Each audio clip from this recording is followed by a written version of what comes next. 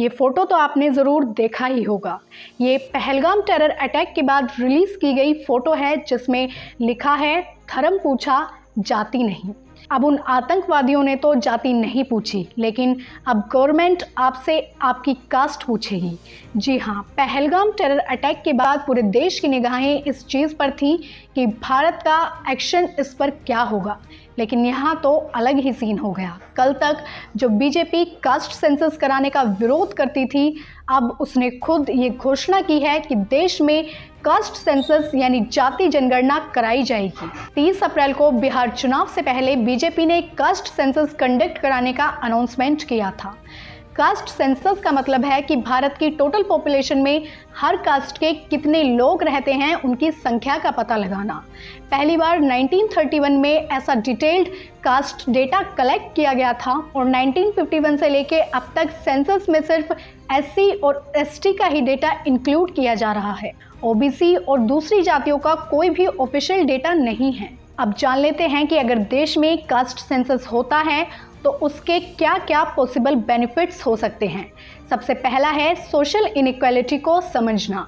Caste census से ये पता चलेगा कि कौन सी जाति के लोग एम्प्लॉयमेंट, एजुकेशन और हेल्थ जैसे एरियाज में पिछड़े हुए हैं। इससे सरकार को टारगेटेड पॉलिसीज बनाने में मदद मिलेगी।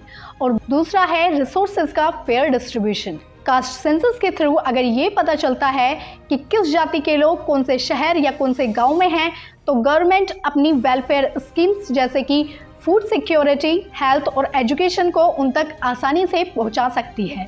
और तीसरा है अफर्मेटिव एक्शंस पॉलिसीज की इफेक्टिवनेस। जैसे कि एससी, एसटी और ओबीसी के लिए रिजर्वेशन है तो उसके लिए ज़रूरी है कि उनकी आबादी का पता हो।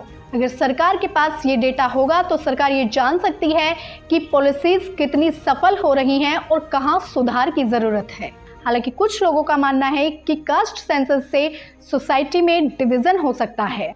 हालांकि बीजेपी इस कास्ट सेंसस से अपने ट्रेडिशनल अपर कास्ट वोटर्स का सपोर्ट लूज कर सकती है, क्योंकि बीजेपी का अपर कास्ट वोट बेस काफ़ी मजबूत है। उत्तर प्रदेश जैसे राज्यों में ब्राह्मण्स, राजपूत्स और बनिया जैसी जातियों ने बीजेपी को अपना फुल सपोर्ट दिया है। 2022 के उत्तर प्रदेश इलेक्शंस में ब्राह्मण्स ने 89%, राजपूत्स ने 87% और बनियाज ने 83% तक बीजेपी को वोट दिया था। ये सपोर्ट बीजेपी के लिए एक मेजर इलेक्टोरल एसेट रहा है और बीजेपी को इसको मेंटेन करना बेहद ज़रूरी है।